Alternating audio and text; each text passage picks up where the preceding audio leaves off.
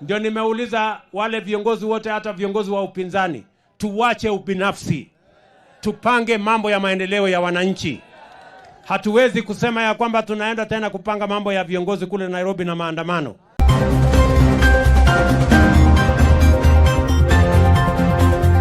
Welcome to the Gabriel TV. This is Tracy Anyango. Kuondoa njaa, sijui nani atawafundisha wale majamaa wa sufuria kwa kichwa. This is State of the Nation. My name is Mwakoma Gabriela. Ati kichwa yao ni mbaya.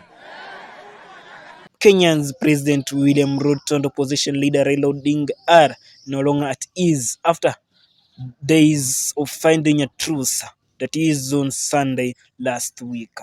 Hata tufanye maandamano kutoka asubuhi mpaka jioni. Hata tuweke sufuria kwa kichwa na tuongeze kwa mgongo. Bei ya chakula itashuka chini. But will the negotiations yield fruits? Will we see Raila Odinga in the maandamano yet again?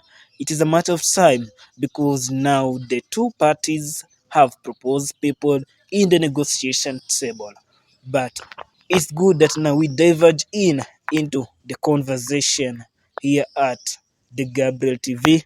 We are hosting State of the Nation. Tracy, good afternoon. How are you? Oh, good afternoon too. I'm fine. Yeah. How do you see the political scene nowadays? Okay, in political scene, it's on a high notch. Compared to each and everything, it's on a high notch now. On Sunday, last Sunday, we were on the watch of the news and each and every current affairs doing, and we saw that William Ruto, our current president in Kenya, said that Raila should take it or leave it.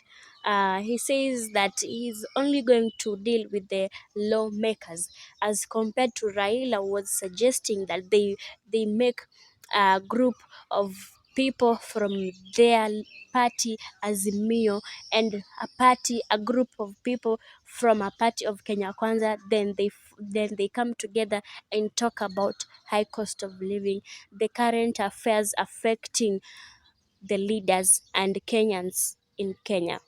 Exactly. And William Ruto proposed a bipartisan approach, which the Azimio coalition is in totally rejection. Democratic, constitutional, legal channels of raising those issues using the platform of parliament in a bipartisan manner.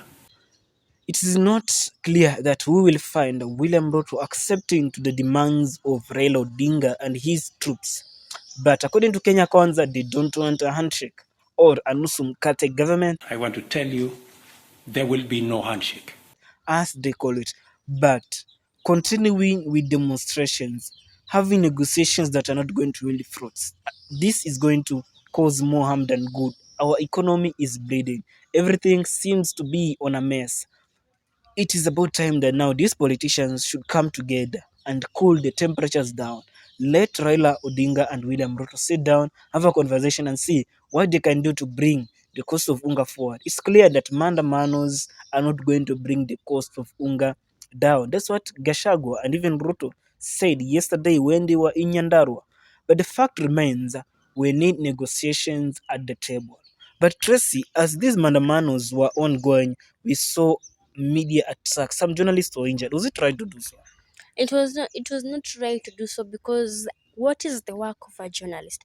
A journalist is there to gather information and those information to be put to the outlets and be shown to Kenyans and citizens that this is what is currently going on.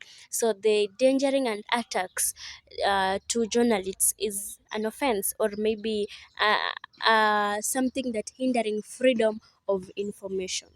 Some journalists from local media houses were attacked on the Thursday demonstrations. They saw NTV camera person being hit by a tear gas canister in the face, and this painted a very bad picture of the police officers who were actually aiding the demonstrations in Nairobi. But many are asking yourself, what is the fate of IG Japhet Koome, who has been seen defending the government through thick and nail? Is the police independent? In one way or another, they may be independent or they may not be independent, but in the action that we saw it during the demonstrations, they were not independent, because if they were against and fighting the journalists, of which the journalists are independent because they went to the field to gather information and collect a verified information to show to the citizens, so they were not independent, because why were they attacking the journalists? So meaning there was an image they were trying to protect, and there was some things they were trying to hide, and they did not want them to come out. Exactly. You have said that they are not independent, but recently we saw the president alluding to the fact that the police have been given the mandate to do the operations independently and also to finance the operations without going through the Ministry of Interior, but that seems been thrown away.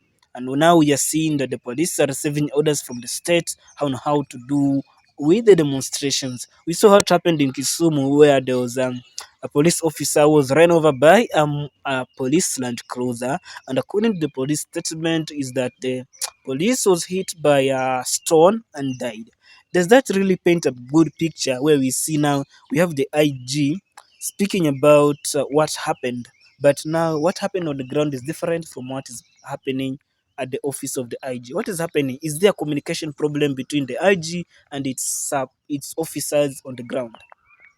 I can say that it is a two-way thing, because Haji is also part of the police things, because if these things were being seen, there could be justice we see as citizens that are being served and being followed up. Up to now, we don't know any idea of which actions have been taken for the police who have been trying and attacking citizens plus the journalists themselves. But now we cannot blame the police because now the police are receiving orders from the state. The IG is not the problem. The problem is the state, the one who orders. I think the IG is a good person. The problem we are having now as a country is when you are supposed to follow certain orders. Because if the IG does not follow the orders of the state, it's quite clear that he's going to be fired from the position. And that's why he needs now to toe the line. So the problem is the state, and the state now needs not to use the IG to fund its operations. So as we speak about trust, Yeah, yeah, I think because these police officers are also looking for they're covering their jobs. They should also see that, yeah, indeed, these things are also being done because of their jobs, and they should be obedient as they took the oath. They should be obedient and loyal to the state. So meaning the state is the problem here, because the state has allowed these police officers and given them order to tear gas and maybe shoot them with live bullets, as we saw in these demonstrations. exactly. The demonstrations were over, kulikuwa na handshake. Unaona memes mbalimbali zikiweza kutembea wakisema kuwa yes, watu wamekubaliana, unga haijashuka, bado tuko pale pale, watu walikufa kwa sababu ya demonstrations. In future, how do you want to see demonstrations going about? I think I hope to see a peaceful demonstration. Though in Kenya, if it's said a peaceful demonstration, it always turns to a chaotic demonstration.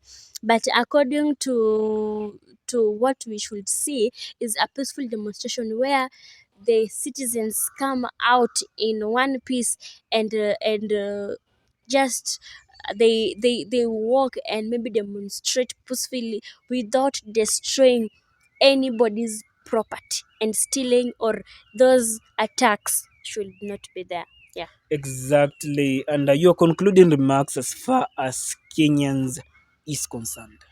And my concluding remarks is that as a youth, you should now know what is best for you, and what if you do will help you in future. Remember, what you do today is have a repercussion of tomorrow.